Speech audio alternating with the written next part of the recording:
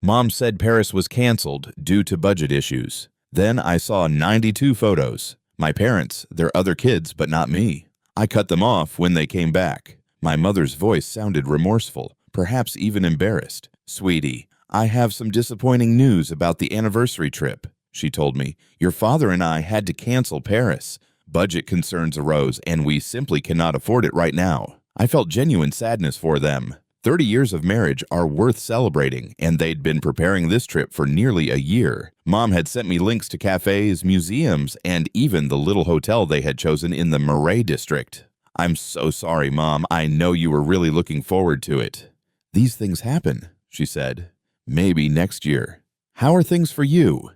We talked for another 20 minutes about my job, teaching high school English, my apartment, and nothing particularly significant.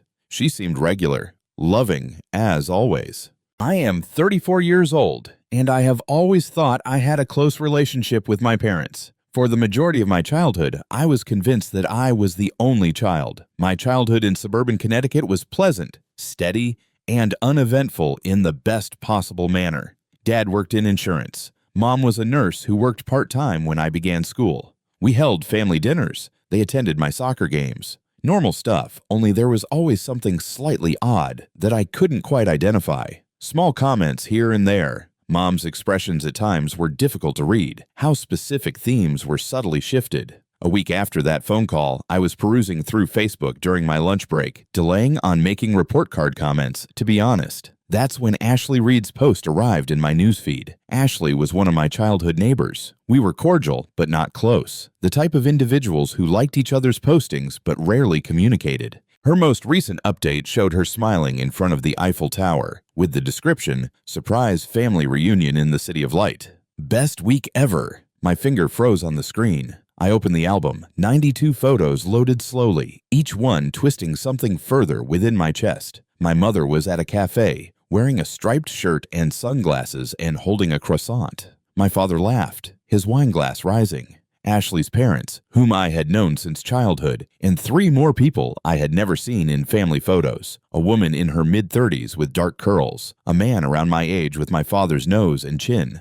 a younger woman about 28 with my mother's eyes and smile. They were not going on the trip as buddies. The body language told a different story. The way my mother wrapped her arm around the curly-haired woman, how my father stood between the man and my mother.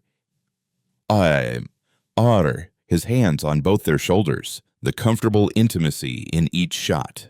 Photo 16 shows all 6 of them in a restaurant, champagne glasses lifted. The caption stated, "To family, no matter how complicated." Photo 27 shows my mother and the curly-haired woman, heads together, laughing at something off camera. Photo 46 shows my father with his arms around both women, peering happier than I had seen him in years.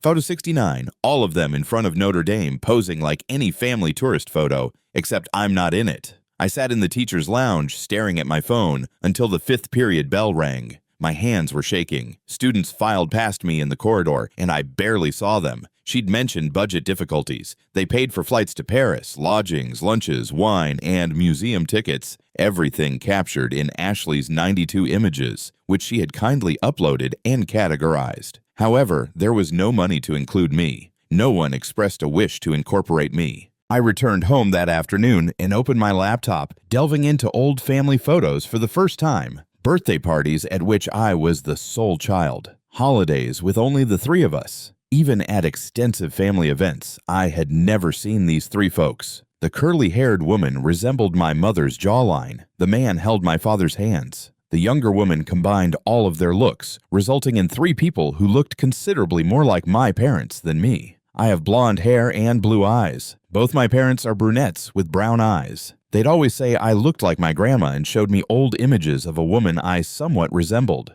I had never questioned it. My fingers moved almost instinctively, scanning adoption registries and genealogy websites for any information that could help me. But I stopped myself. If I had been adopted, they would have told me, right? Unless they felt humiliated, unless I was a mistake that they were stuck with, unless I was something they'd taken on out of obligation, while their true children, their wanted children, were elsewhere. For hours the thoughts raced through my mind. I did not sleep. I kept going back to those images, scrutinizing every grin, casual touch, and moment of joy that I hadn't been invited to participate. The following morning, I called in sick.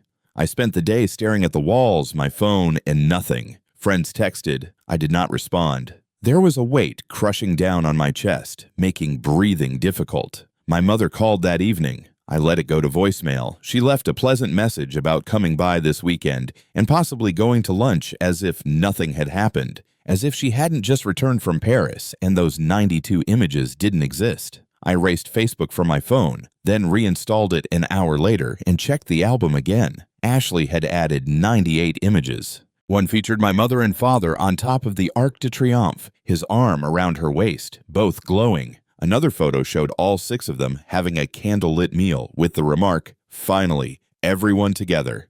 Worth the wait. Finally, everyone is together." The message was clear. I was not everyone. I was something distinct, someone different. Days have passed. I worked on autopilot at work, returned home to an empty apartment, and avoided all interaction with my parents. Mom called twice more and texted to see if I was okay. I replied with quick messages. "I'm busy with work." "Talk soon," she said, appearing satisfied. 3 weeks after I saw the images, my mother texted again. This time around, the tone was different. "Sweetie, I need your assistance with something vital. Could you please call me when you get a minute?"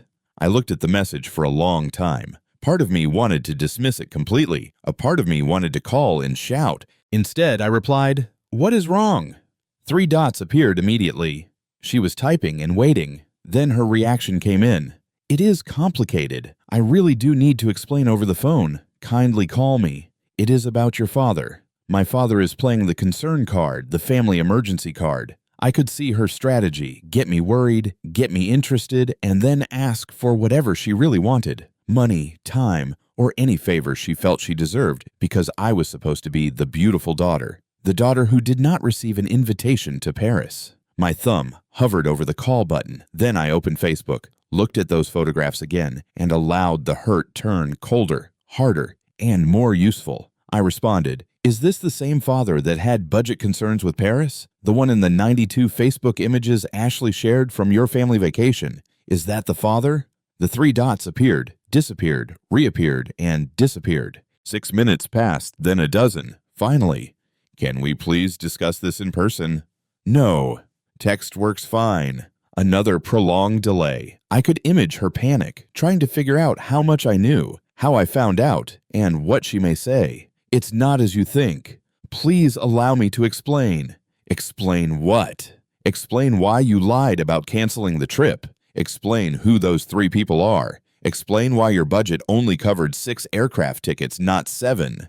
This time, the reaction was much faster. "You don't understand the whole situation." Something snapped. My fingers moved quickly across the keyboard. "You're correct. I'm not sure why my mother would look me in the eye and lie. I don't get why you take what appears to be your other children on a fantasy vacation and then tell me the money isn't there. I don't understand why I wasted 34 years believing I was your daughter when I'm plainly not. So please clarify the circumstance." The dots emerged and disappeared multiple times. Then my phone rang. Mom called. I declined and sent another text saying, "Text only." What came back was lengthy, clearly typed, and retyped multiple times.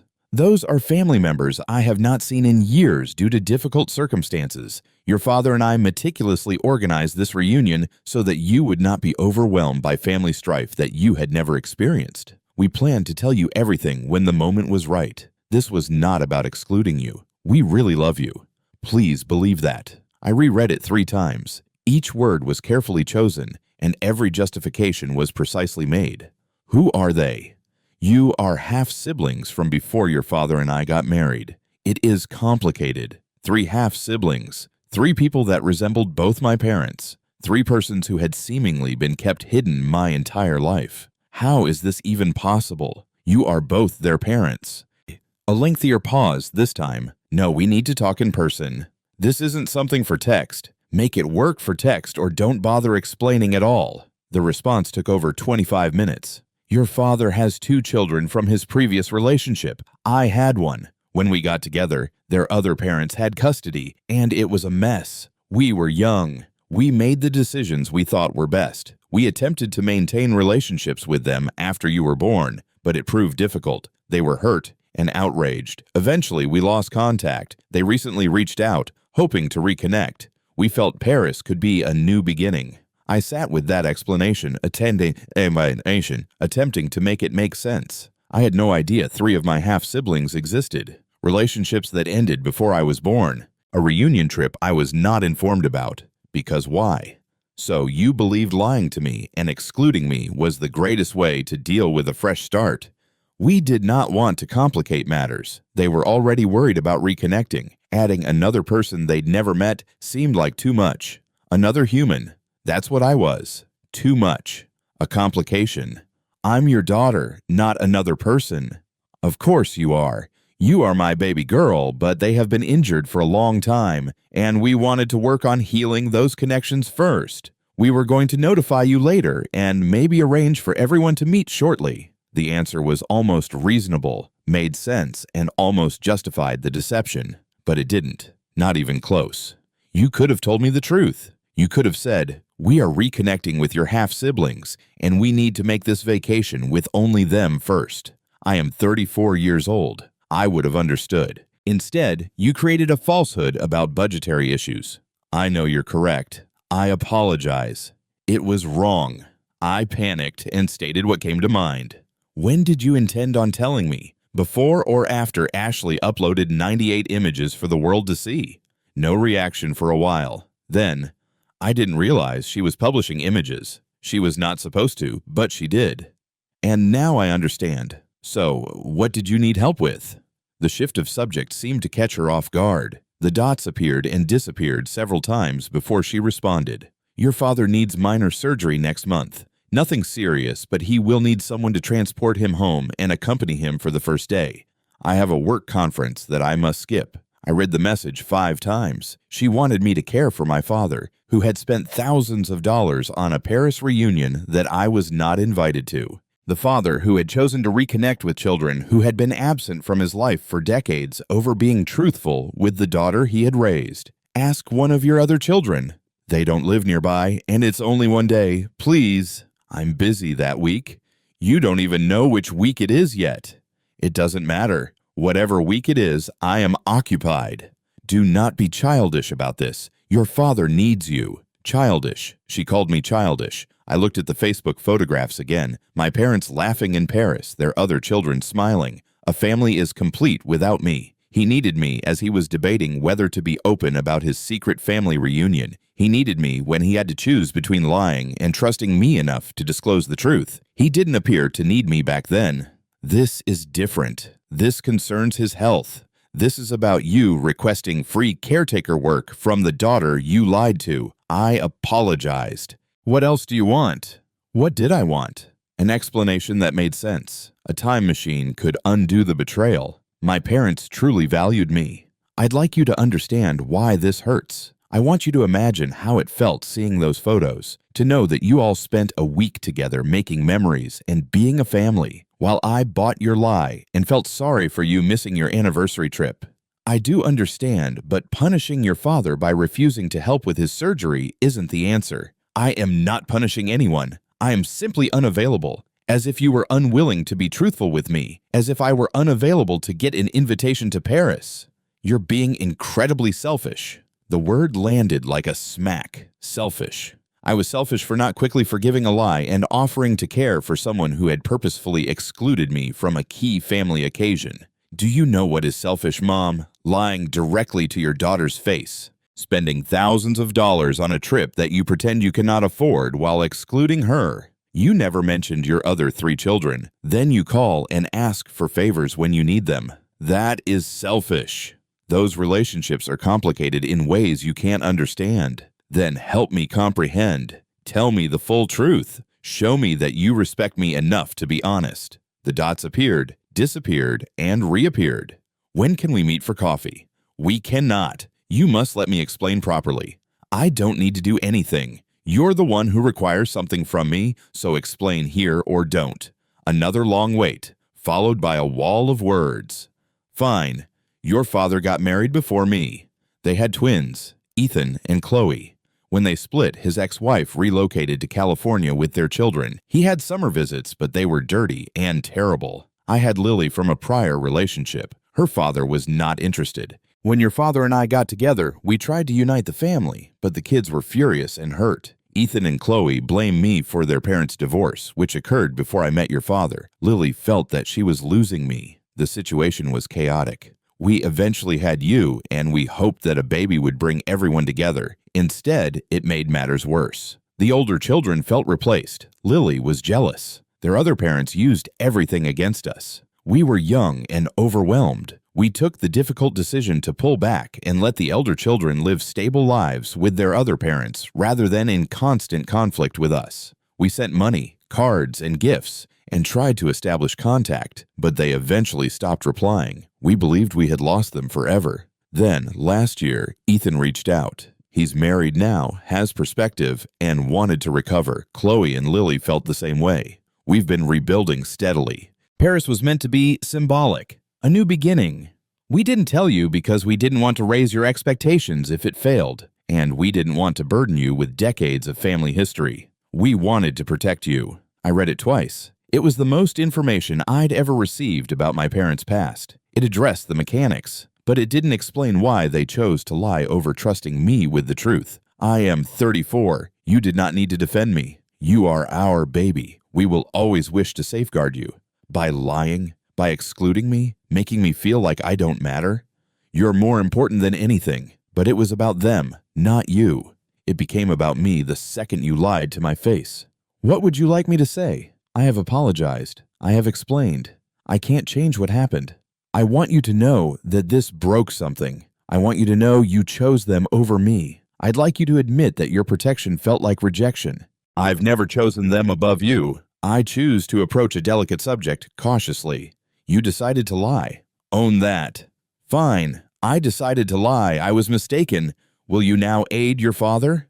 The arrogance of it nearly made me chuckle. An admission of fault was promptly followed by the same request she had begun with. No. He is your father. He's also someone who values reconciliation with children he hasn't seen in decades over honesty with the daughter he raised. He made his pick. I'm making mine. You'll regret this. Maybe. But right now, my main regret is that I didn't see this coming. Seeing what's coming? That I was never truly a part of your family. I was the child you had to keep. They were the kids you wanted. That's not true. Prove it. Show me one piece of evidence that I am as important to you as they are. No response. The dots appeared and faded multiple times, but no message arrived. I waited for 25 minutes.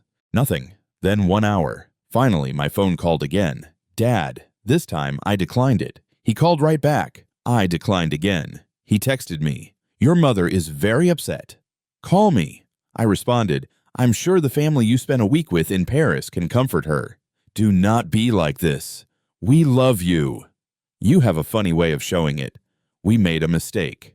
Let us make things right. How are you going to uninvent the lie? Uninvite your other children to Paris and bring me instead? Travel back in time and tell me the truth from the start? Be reasonable. I'm being sensible. You lied. I found out. Now you want a favor. The reasonable answer is no.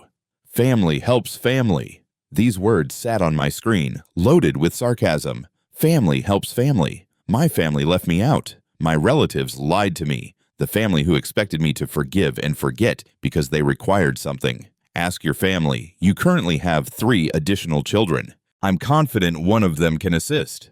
You're being petty. I am being honest. Something I recently discovered that this family struggles with. My father did not respond. The hush lasted for hours. Around midnight, my mother texted again. Please consider what you're doing. Your father's procedure is very crucial. My emotional well-being is also crucial. Clearly less essential than your Paris reunion, but significant to me. We can sort this out. Simply help him first, then we'll sit down and hash it out.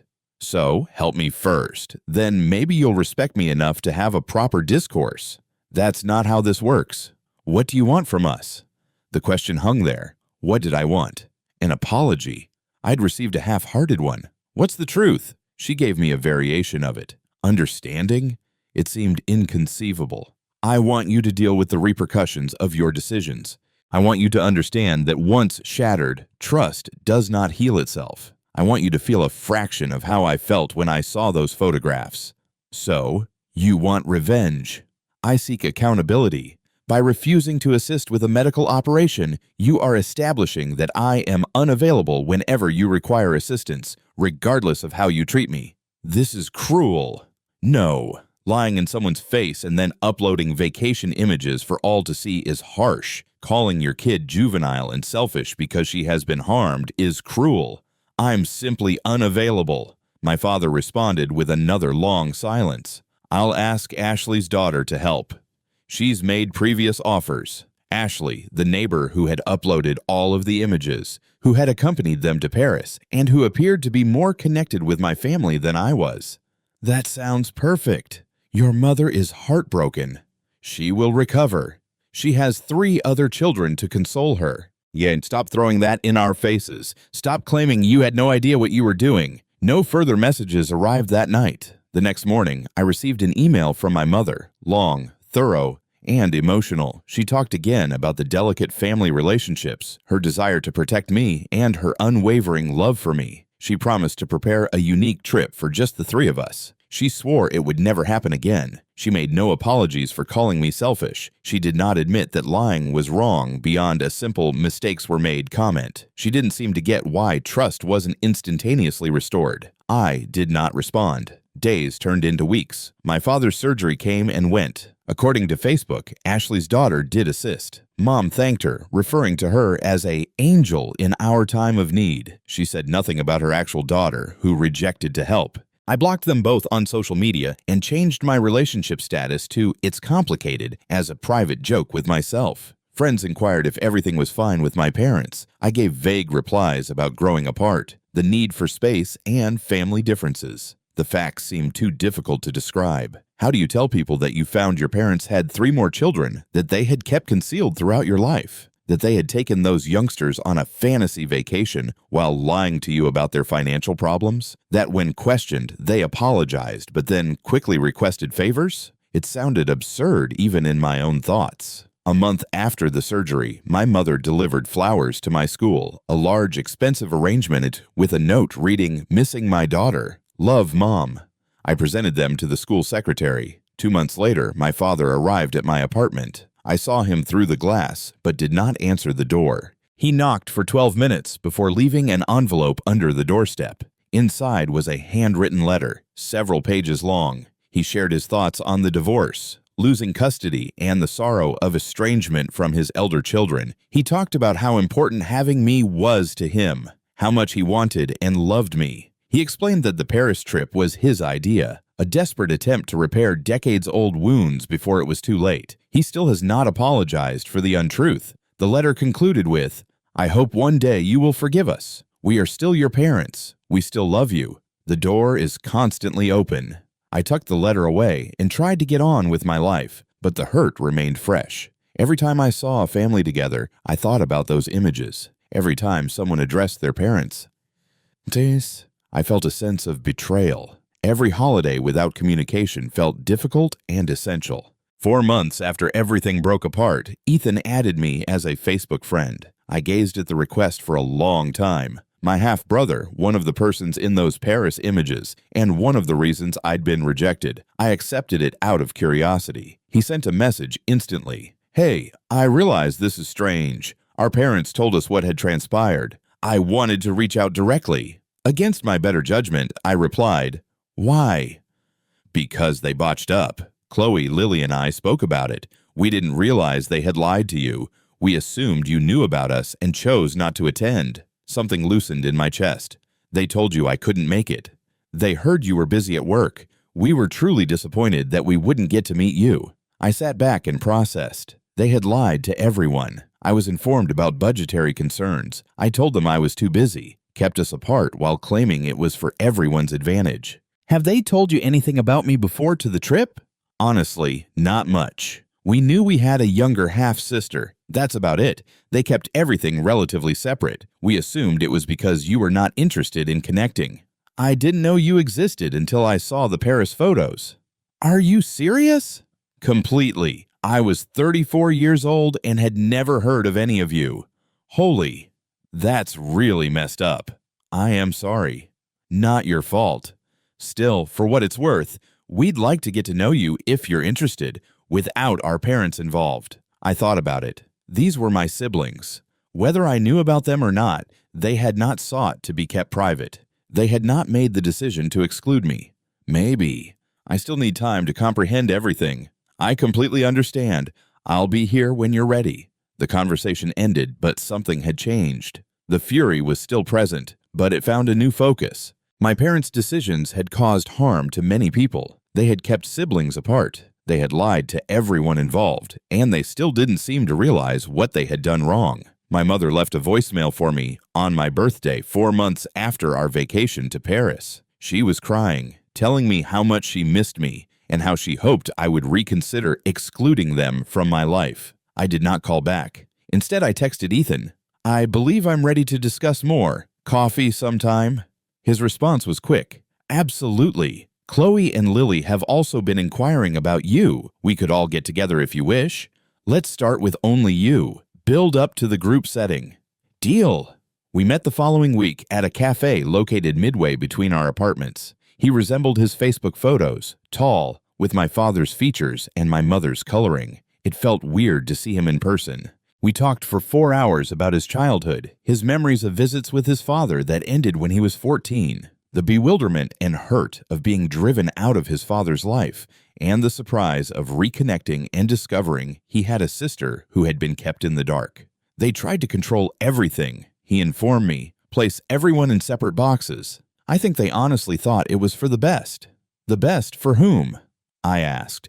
For them, so they didn't have to deal with the messiness of blended family complications. It made twisted sense. My parents attempted to avoid problems by compartmentalizing their life, but in doing so, they caused more anguish than if they had simply been honest from the beginning. Do you believe they will ever realize what they did? I asked. Ethan shrugged. I do not know. Mom continues to try to rationalize it. Dad typically keeps quiet. They're wounded because you're not talking to them, but I don't think they understand why. They called me selfish. Of course they did. Taking accountability is difficult. We began meeting regularly. Then I met Chloe, who was intelligent, humorous, and possessed my mother's wit. Then came Lily, who was both quiet and warm. 3 siblings I'd never met. 3 people who knew what it was like to be controlled and manipulated by parents who thought they knew best. 6 months after Paris, Chloe sent a group message. The parents want to prepare a family supper. All of us. They are asking if we think you will come. I stared at the message. Half of me wanted to reject on principle, but another half was tired of constantly being furious. Do they want to truly apologize or simply pretend nothing happened? Chloe responded, "Not sure. Do you want me to ask?" "Yes. And tell them that pretending is not an option." She responded an hour later. Dad says he's prepared to have a difficult chat. Mom is resistant, but she swears she will try. Not good enough. Both of them must accept responsibility for their actions. Full accountability. No excuses. Ethan said, "We can be there as backup if you want." The thought of confronting my parents with my siblings present felt right. They could not gaslight me if there were witnesses. You couldn't call me childish or selfish in front of an audience. Okay, I will come. However, there are certain ground rules. They apologize nicely. They explain why they chose each option, and they understand that trust must be rebuilt, not commanded. Lily responded, "We'll make sure they understand before we confirm." The meal was scheduled for the next month at my parents' place, which felt like entering enemy territory. But I had spent 34 years thinking that house was my home. Perhaps it was time to recapture it, or let it go permanently. The night of the dinner, I arrived with Ethan. Having him around made me feel braver. Chloe and Lily were already inside. My mom opened the door. She seemed older and thinner than I remembered, with red eyes. "Hi, sweetie," she murmured quietly. "Mom." We stood awkwardly until Ethan gently led me inside. The dining room table was arranged formally. My father stood as we arrived. He appeared uncomfortable in a way I hadn't seen previously. We all sat. The tension was suffocating. Eventually, my father cleared his throat. "Thanks for coming. We understand it hasn't been easy." I waited and said nothing. "We wanted to explain ourselves," Mom said. to help you understand." "No," I interrupted. "We are not going to explain things first. First and foremost, I apologize." "Real ones." They exchanged glances. Chloe gave them an encouraging nod. Dad talked first. "We're sorry we lied about our Paris trip. We assumed it would be easier than explaining the problem, but we were mistaken. It hurt you, and that was not our aim. It was better than nothing. Barely." "And?" I prompted. Mom drew a breath. "And we apologize for how we handled the entire affair, for being dishonest about your siblings, for attempting to control everyone individually rather than bringing you all together, for calling you selfish when you were clearly hurt."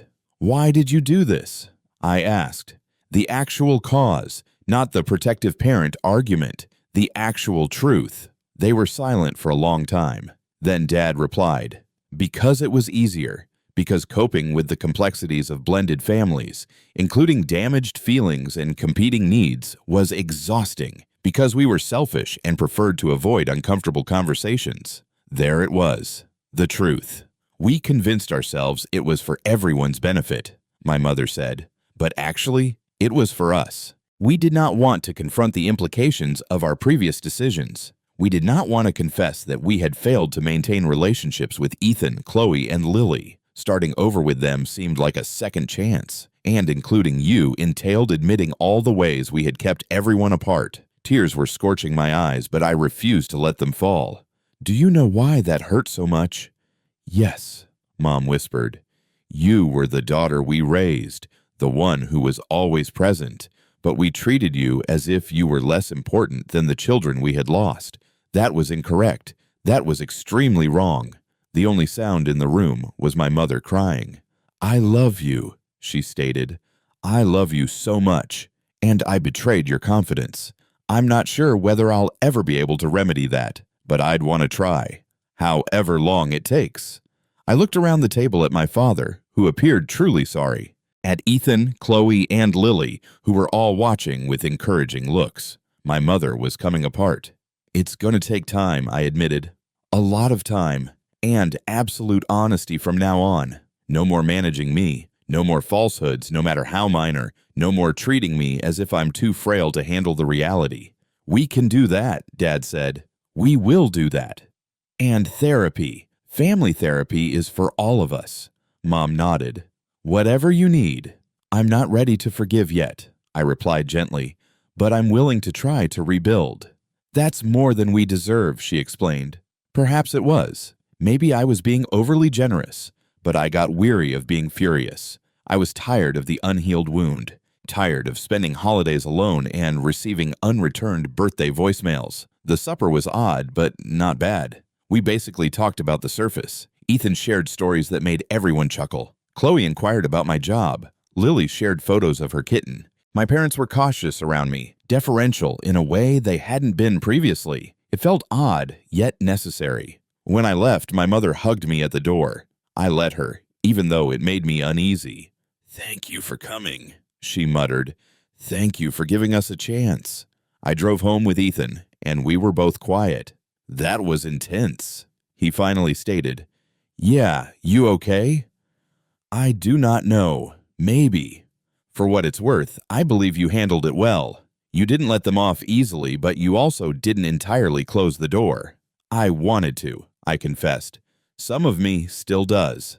However, another part of me want to reunite with my family, another side of my family, one in which everyone is honest." "That is fair. That is actually healthy." We drove silently for a while longer. Then Ethan added, "I am delighted we met.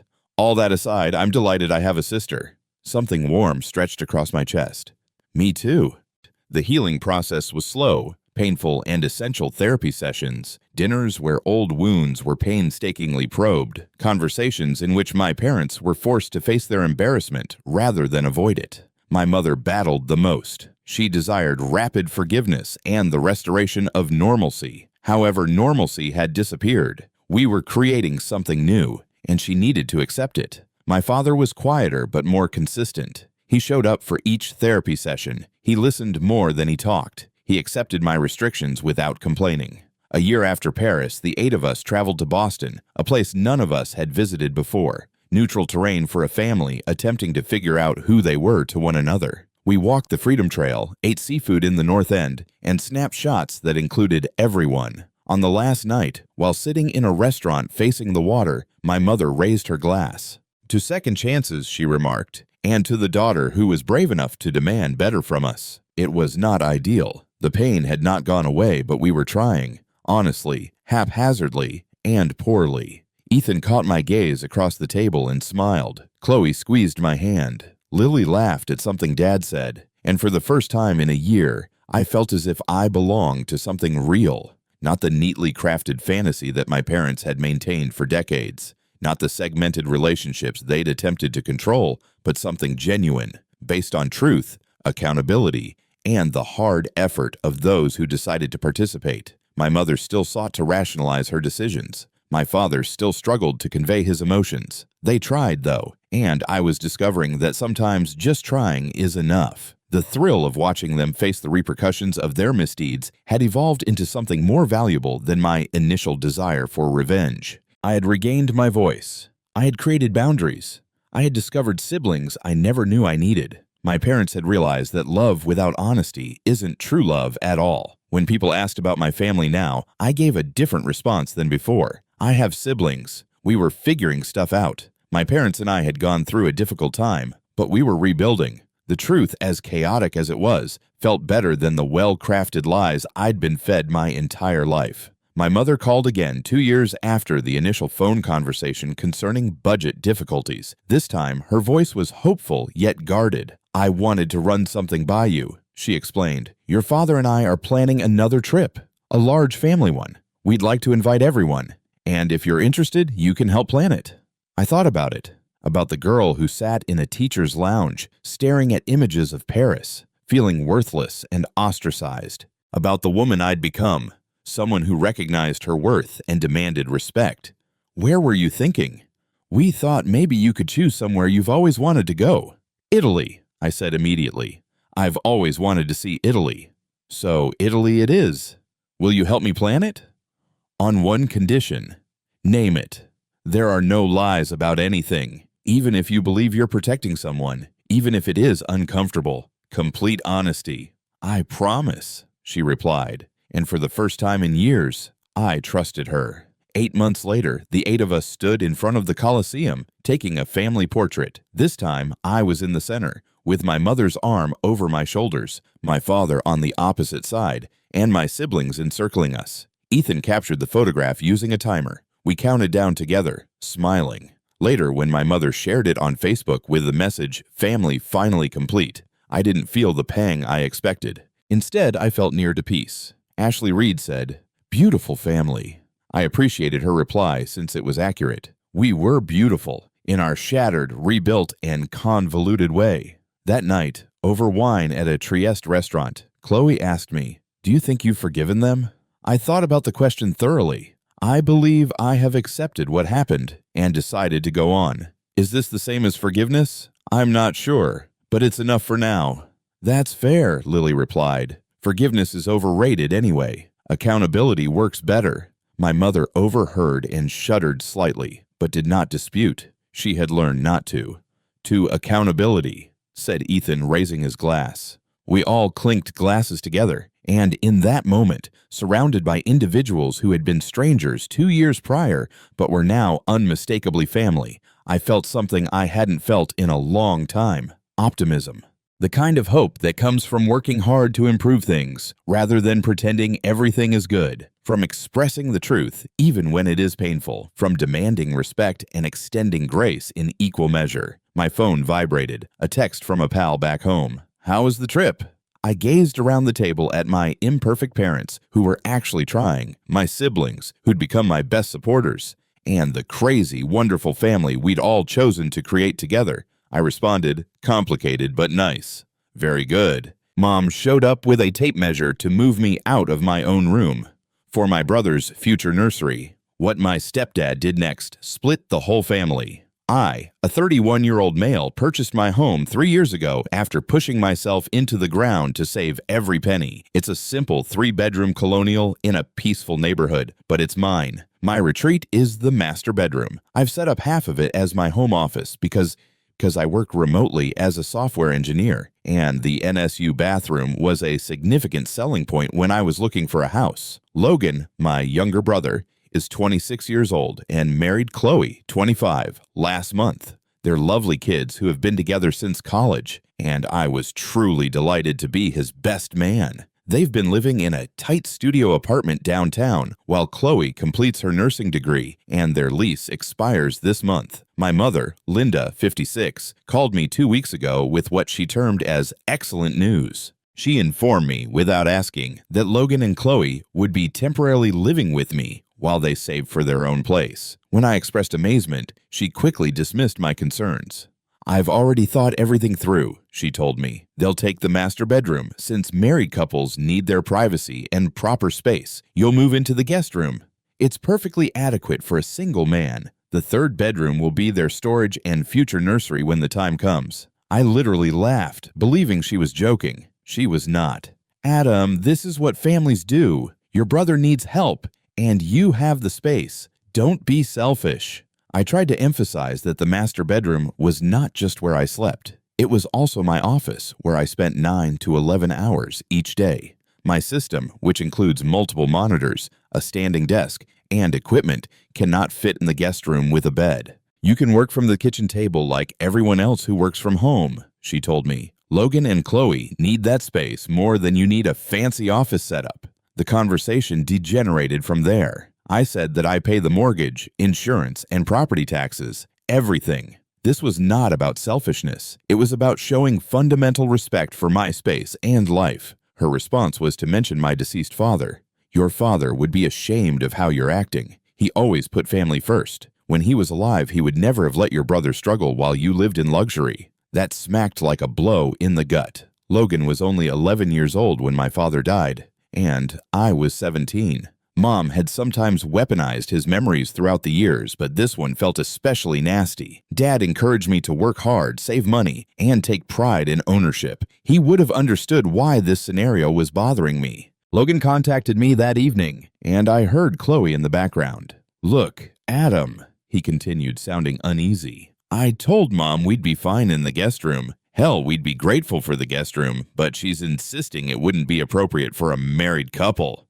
What do you think?" I asked simply. There was a pause. "Honestly, I think this is weird as hell." Chloe's mortified. "We were actually looking at another apartment, but Mom said we'd be stupid to pay rent when you have space. She made it sound like you'd already agreed to everything." This is when things get more tricky. My mother married Michael, a 58-year-old man, 3 years ago. He's a great guy who owns a construction firm and is quiet and considerate. He has never sought to be a father figure or interfere with family dynamics. He was in Seattle on business at the time Mom was presenting this entire plan. Mom called yesterday to tell me that she, Michael, Logan, and Chloe would be coming over this weekend to assist me move into the guest room. Exactly what she said. Michael agrees this is the best solution for everyone. We'll make it as painless as possible. But here's what's fascinating. About an hour after that call, I received a text from Michael. "Adam, we need to talk. Man to man, something's not right here, and I'd like to understand the full situation before this weekend. Can you meet me for coffee tomorrow morning?" I agreed to meet him, but I am unsure what to anticipate. Michael has always been polite yet distant, which I appreciate. I didn't need or desire a replacement father, but this text shows he may see things differently than my mother did. The frustration goes beyond the bedroom issue. It's about a pattern that I'm only now fully understanding. Logan graduated from high school, and Mom gave him a great party. Logan had a baseball game, so she missed to come to my college graduation, which was the first in our family. When I was promoted to senior developer, she inquired whether my company was hiring because Logan wanted a better job. When I bought this house, her first reaction was that Logan would love to live somewhere like this one day. I don't resent my brother. None of it is his fault. If anything, I believe Mom's relentless protection has held him back. He's capable and intelligent, but she's constantly stepping in to solve his problems before he can sort things out for himself. The bedroom stuff feels like the pinnacle of this dynamic.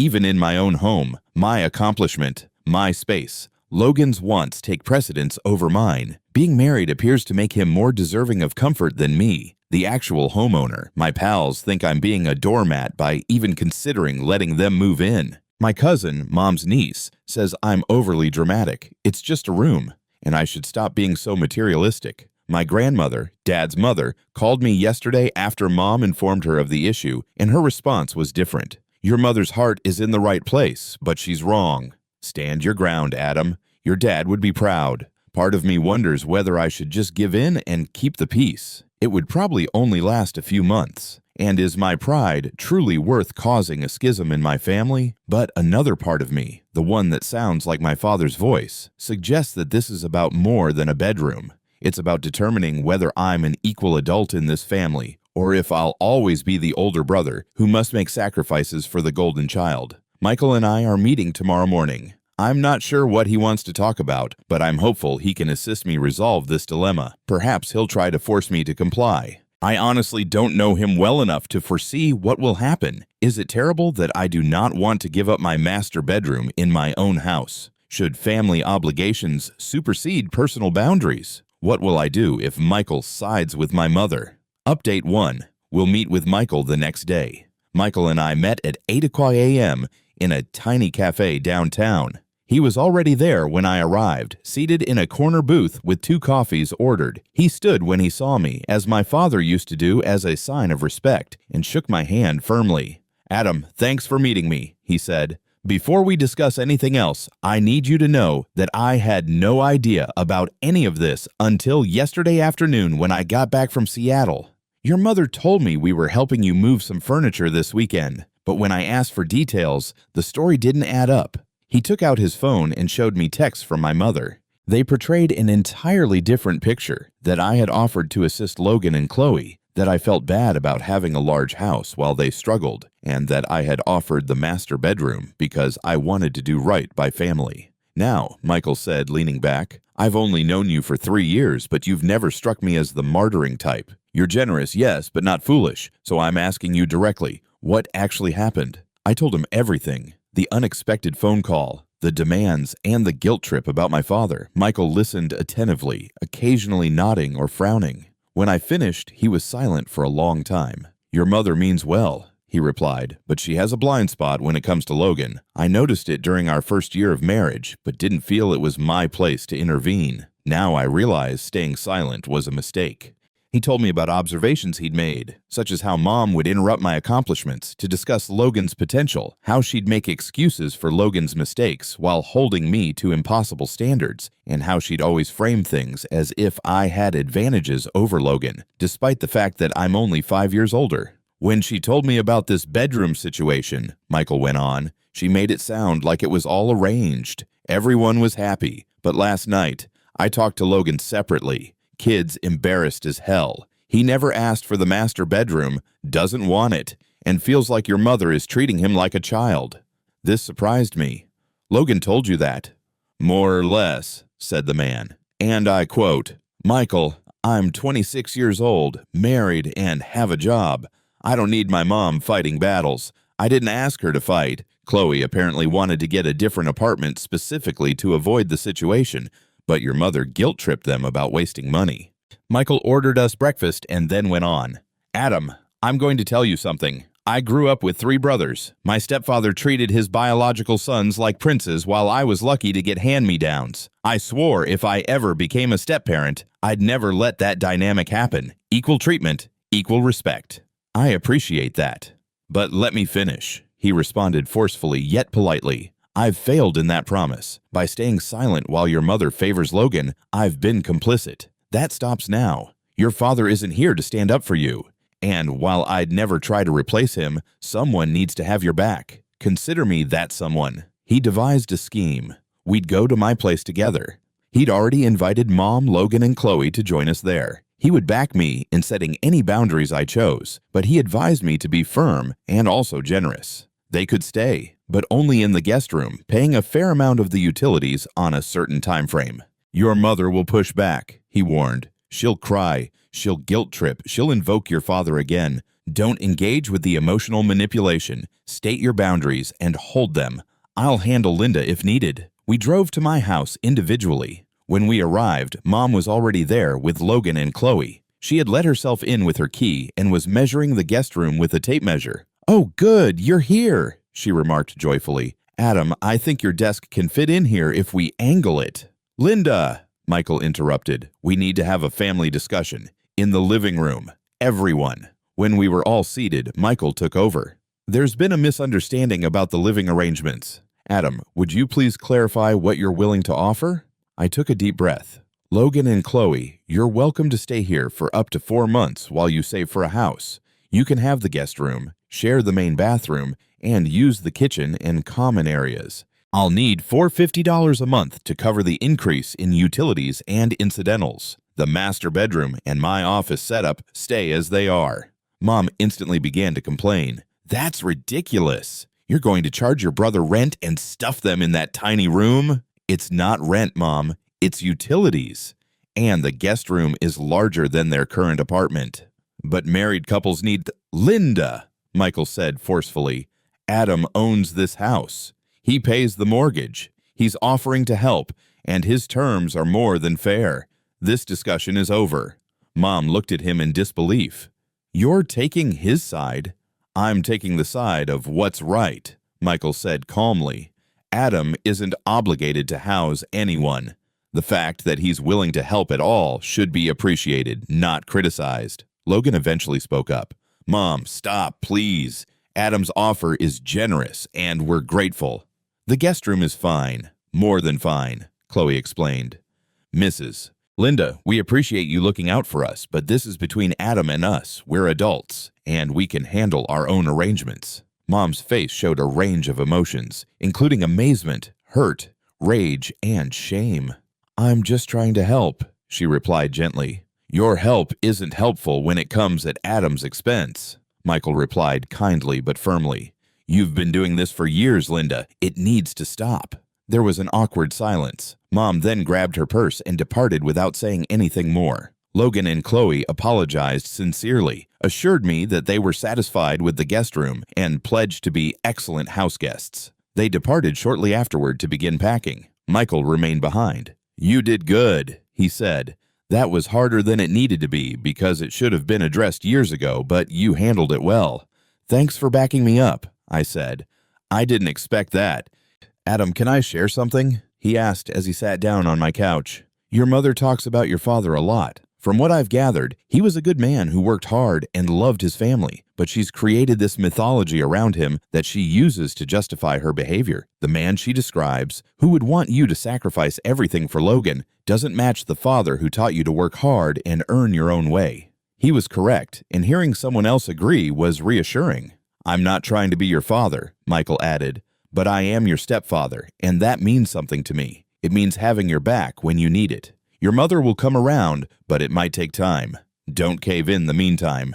Update 2. Logan and Chloe finally moved in last weekend after 2 weeks. They kept their word and were terrific house guests. They do grocery shopping, do their own dishes, and are quiet and considerate. Chloe even reorganized my disorganized pantry as a thank you gesture. The $450 for utilities was paid beforehand, without my asking. Mom refused to assist them move and has ignored me since the fight. She isn't actively antagonistic, just absent. She did not call for our regular Sunday check-in. She did not text me the recipe I requested for. It hurts, but I'm standing firm.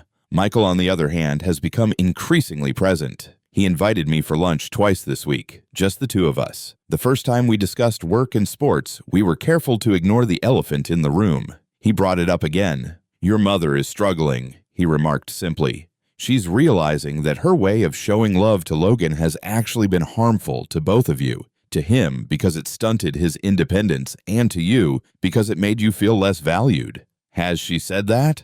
"Not in so many words, but she's been reading articles about favoritism in families. I saw her browser history. She's not subtle. She's also been looking at photo albums from when you boys were young. I think she's seeing patterns she didn't want to see before." He then told me something that clarified a lot. Did you know that after your father died, your mother went to therapy for about 6 months? The therapist told her that Logan might struggle more with the loss because he was so young and that she should pay special attention to his emotional needs. I think she took that advice and ran too far with it, turning pay attention into prioritize above everything else.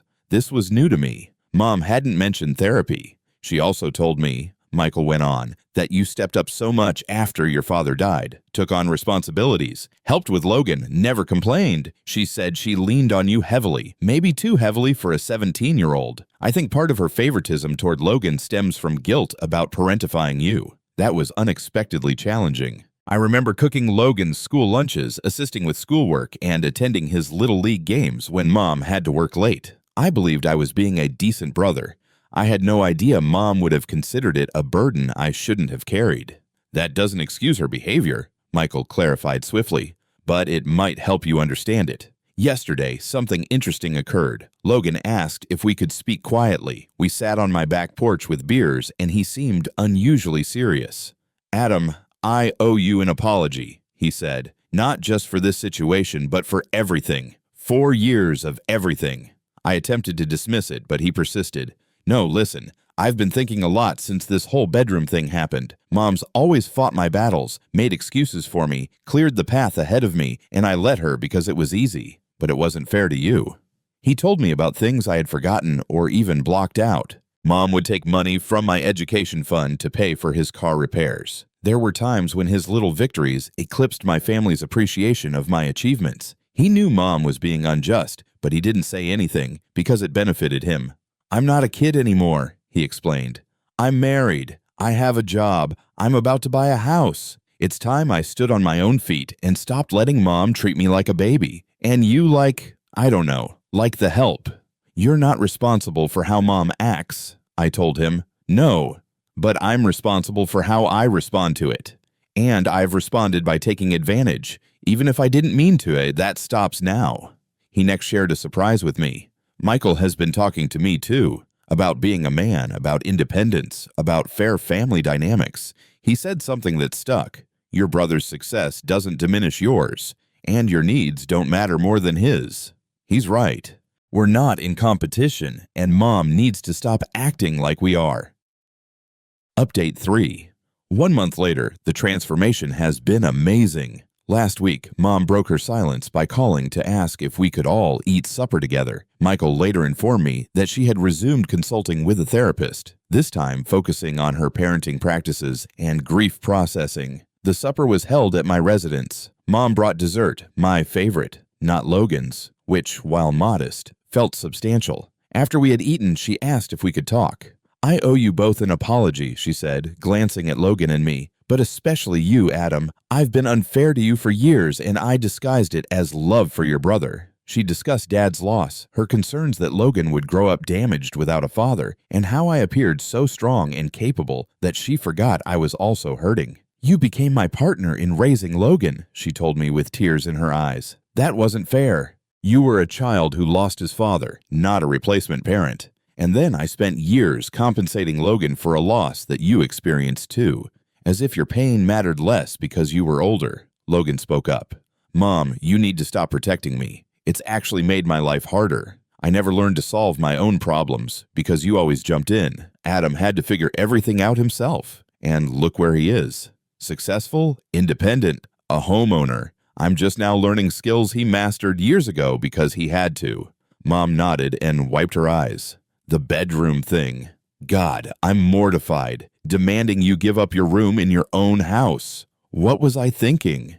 You were thinking what you've always thought, I said gently, that Logan's needs come first. It's been the pattern so long you didn't even question it. Michael said, Linda, you're a good mother who loves her sons, but love isn't only about giving one everything and expecting the other to sacrifice. It's about respecting both sons as individuals with equal value. Mom turned to me and asked, Can you forgive me? Not just for the bedroom event, but for the entire situation. I'm working on it, I admitted honestly. It helps that you see it now, but Mom, this cannot be just words. Things need to change. Rather than utilizing her key, She appreciates my accomplishments without instantly shifting to Logan, and she no longer compares us or suggests I do more for him. She has kept her promise and now asks before visiting. Update 4. Logan and Chloe discovered their house 3 months later. They'll close in 4 weeks and move out by the end of the month. It's a cute starting home approximately 20 minutes away. Mom volunteered to help them decorate, but, and this is huge, she offered the same to me for my house, recognizing that I'd been living with bachelor decor for far too long. Over the last 3 months, Michael and I have built a genuine friendship. We go to baseball games together, he teaches me carpentry in his garage workshop, and we have open chats about life, work, and family. Last week, while working on a bookshelf project, he said something significant. "You know, Adam, I think I understand your father better now. Even though I've never met him, I see him in your work, methodical, cautious, and taking delight in doing things correctly. I see him in how you treat others with respect while expecting the same in return. Your mother kept him alive via stories, but you have kept him alive through your actions." "I miss him," I confessed, startling myself with vulnerability. "Of course you do. You always will. But Adam, I want you to know that I am not attempting to replace Dad. I'm simply trying to be another person in your corner. Everyone deserves to have someone in their corner." He then told his personal tale of losing his father at a young age and how his stepfather regarded him as inferior to his biological boys, saying, "I promised myself I'd never repeat that cycle. Biology does not determine worth. You and Logan are my stepsons, and I am proud of both of you." The big test came last weekend when my cousin got engaged and the family gathered to celebrate. Previously, Mom would dominate the conversation with Logan's successes while scarcely mentioning me, but this time was different. When my aunt asked what was new with the boys, Mom shared equally. Logan's upcoming house closing and my recent promotion to team lead. When my grandmother complimented my house, Mom didn't immediately mention how Logan's would be nicer. When my uncle made a joke about me being the responsible one, Mom didn't laugh along. She said both of her sons were responsible in different ways. Small, yet important adjustments. Final update. Logan and Chloe moved out 2 weeks ago after 4 months, and their housewarming party last night was lovely. Not because of the house, but because of what it symbolized. During the party, Logan grabbed me aside and said, "Adam, I need to thank you, not only for allowing us to stay with you, but for standing up to Mom. It caused all of us, including myself, to grow up. I'm 26, married, and about to buy a house, yet Mom was still treating me like I was a child in need of protection. Your boundaries have also set me free." Mom overheard and joined us. "He's correct. I was holding both of you back. Logan by overprotecting him, and you by undervaluing yourself. I'm glad you forced the talk, even if it was difficult." The party was the first time I felt like an equal member of the family, rather than the responsible older brother who was expected to sacrifice and stay quiet. Mom proudly introduced me to her friends, talking about my career and my house without immediately shifting to Logan, and even pulled out her phone to show pictures of the home office setup she had once deemed unnecessary. But the most memorable moment came from Michael, who pulled me aside near the end of the evening. "Adam, I've been thinking about something," he began. "Father's Day is approaching. I realize it's undoubtedly a difficult day for you. It has been since you were 17. I am not your father, and I would never pretend to be, but I was wondering what we could do together that day. Not as father and son, but as family. Men who respect and support one another." I agreed, and we made preparations to go fishing, as Dad used to do with me.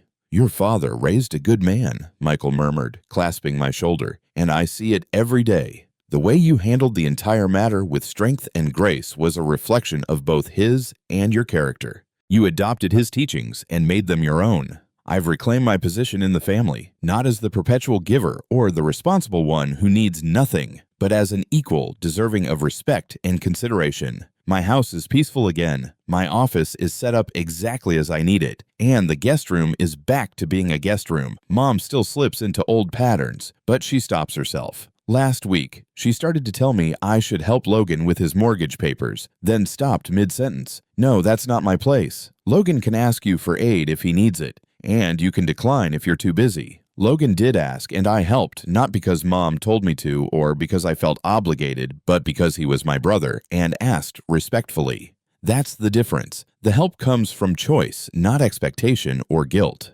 Michael has become an unexpected blessing in my life, not a father, but something else valuable, a mentor, a friend, and an advocate. He's shown me that family can grow and evolve, and that step relationships don't have to be awkward or distant. He chose to stand up for me when he could have stayed neutral, and that decision made all the difference. Last night, after the party, I was cleaning up my kitchen when I discovered a note Michael had left on my counter. "Adam, your father would be pleased of the man you have become. I know I am.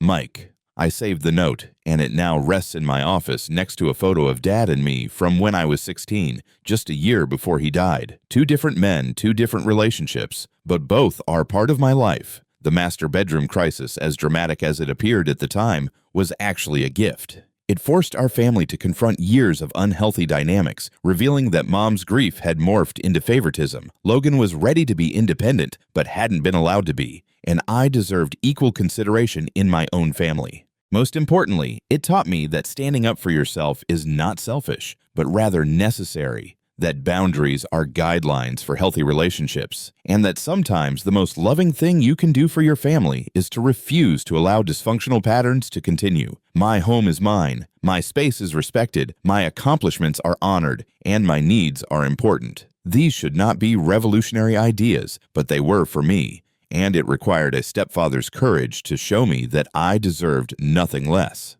Mom was correct when she said that family helps family. However, true help does not imply that one person constantly makes sacrifices for another. Rather, it entails reciprocal respect, admiration, and support that flows in both directions. That is the family we are currently forming, and I am grateful for where we have arrived, despite the difficult journey we have taken. The master bedroom is still mine, but I've gained something far more valuable, a family that sees, respects, and values me as an equal, as well as a stepfather who stepped up and said, "This is wrong, and I won't let it continue."